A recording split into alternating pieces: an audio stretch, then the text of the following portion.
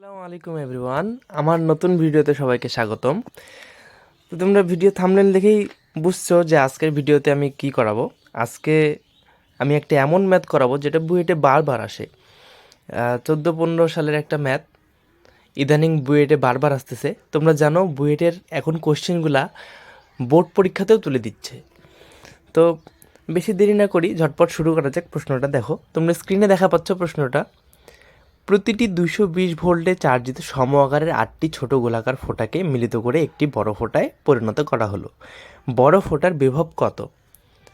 তো চলো সলভ করি। প্রশ্নে বলল যে ছোট ছোট 8টি ফোঁটা মিলে একটি বড় ফোঁটায় পরিণত হবে। ঠিক আছে, ছোট ফোঁটাগুলোর বিভব দেওয়া আছে 220 ভোল্ট। তাহলে বড় ফোঁটার বিভব কত হবে? স্ক্রিনে দেখা পাচ্ছ যে ছোট ছোট 8টি ফোঁটা মিলে একটা বড় ফোঁটায় পরিণত হয়েছে। তো এই বড় ফোঁটাটার বিভব আমাদেরকে নির্ণয় করতে হবে। তো এটা গেল যেটা বেসিক অঙ্কে যেটা বলছে। চলো আমরা খাতায় কী লিখবো সেটা দেখা যাক। তো ধরে নেই বিভবের সূত্র কিন্তু আমরা জানি V is equal to 1/4 pi epsilon naught into Q by আর।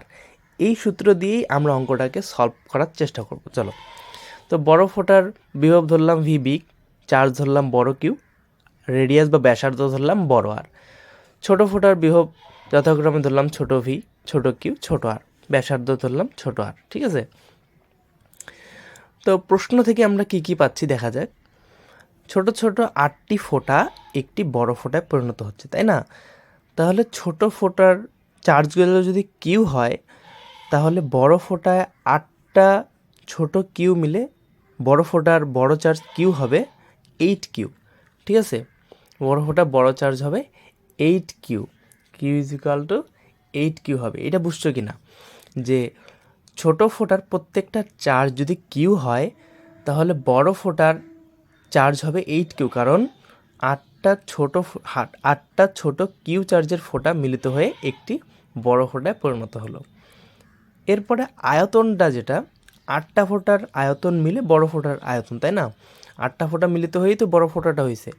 তো 8টা ফোঁটার মিলে যে আয়তনটা হবে সেইটার আয়তনটাই বড় ফোঁটার আয়তনটা হবে।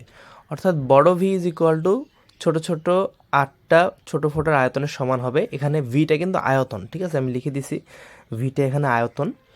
তো আয়তনের সূত্র অনুযায়ী গোলকের আয়তন 4/3 পাই আর কিউব। তো বড় ফোঁটার ক্ষেত্রে সেটা হচ্ছে 4/3 বড় R cube is equal to 8 into 4/3 pi ছোট R cube.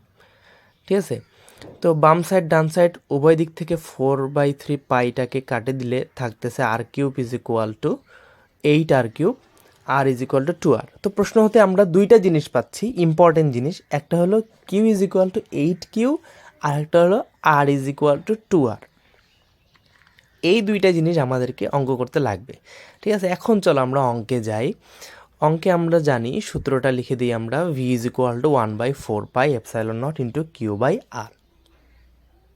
V is equal to 1/4 pi epsilon naught into Q by R, এটা সূত্র।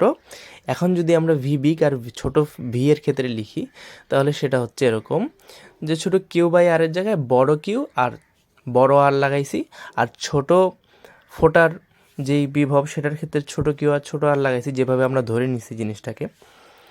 তো এখন এটাকে যদি আমরা 1 আর 2 নম্বর ধরি, দেখো এটা আমি বড় অঙ্কের জন্য সলভ করাচ্ছি। ঠিক আছে, তোমরা কিভাবে খাতায় সলভ করবে সেটার জন্য সলভ করাচ্ছি। আমি কিন্তু এই অঙ্কটা শর্টকাটও শিখাই দেবো ভিডিও শেষে। ঠিক আছে, তো চলো 1 আর 2 ভাগ করে দিলেই, এখন যদি আমরা ভাগ করে দিই তাহলে 1/4 পাই এপসাইলন নট কাটাকাটি যাচ্ছে দূরের সমীকরণ থেকে, থাকতেছে V big by V is equal to Q by R.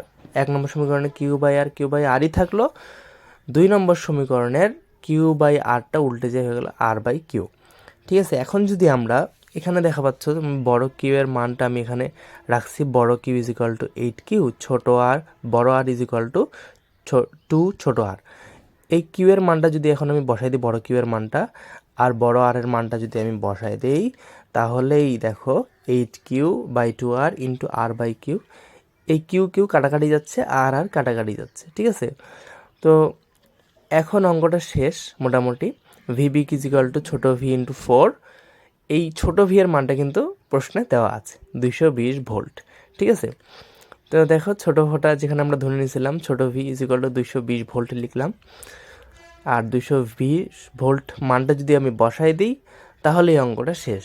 Answer আসতেছে 880 ভোল্ট, এটাই অ্যান্সার।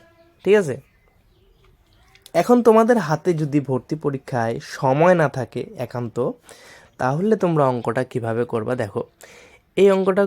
এই অঙ্কটা শর্টকাটে করলেও কিন্তু বইয়ের ভর্তি পরীক্ষায় 10-এ 10 দেওয়ার চান্স আছে। ঠিক আছে, কিন্তু অন্যান্য পরীক্ষা যেমন ঢাকা ভার্সিটি বা তোমাদের মনে করো বোর্ড পরীক্ষা, সেগুলা পরীক্ষায় কিন্তু এভাবেই অঙ্কটা করতে হবে। ঠিক আছে, এটা এখন কমন অঙ্ক হয়ে গেছে। তো যারা এই অঙ্কটা প্রথমবার দেখবে পরীক্ষায়, তারা কিন্তু এই অঙ্কটা পারবে না। ঠিক আছে, ওইখানেই মারা খাওয়ার চান্স বেশি। বা এরকম মনে করো আরেকটা অঙ্ক বানাই দিল, তাহলে যারা প্রথম ওই অঙ্কটা দেখতেছে ওটা কিন্তু পারবে না এই অঙ্কটা। ঠিক আছে, তো চলো এই অঙ্কটা শর্টকাটে কীভাবে সমাধান করে সেটা দেখি। সূত্র আছে শর্টকাটের একটা, সূত্রটা হলো V big is equal two n⁻2/3 into V. এখানে স্ক্রিনে ভালো মতো দেখা যাচ্ছে না, ওটা হলো n⁻2/3। ঠিক আছে, অর্থাৎ √3n²। এনটা আসলে কি? এনটা হলো এই যে 8 কয়টা ছোট ফোঁটা মিলে একটা বড় ফোঁটা হয়েছে, বা কয়টা গোলক ছোট গোলক মিলে একটা বড় গোলক হয়েছে।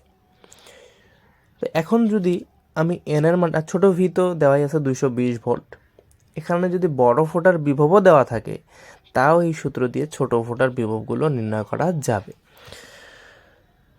তো এনের জায়গায় আমি 8 যদি বসাই দেই, 8² / 8² বা 8⁻2/3 ইন্টু 220 ভোল্ট, তাহলে ক্যালকুলেটারে এটা যদি তোমরা চাপো তাহলে চলে আসবে 880 ভোল্ট।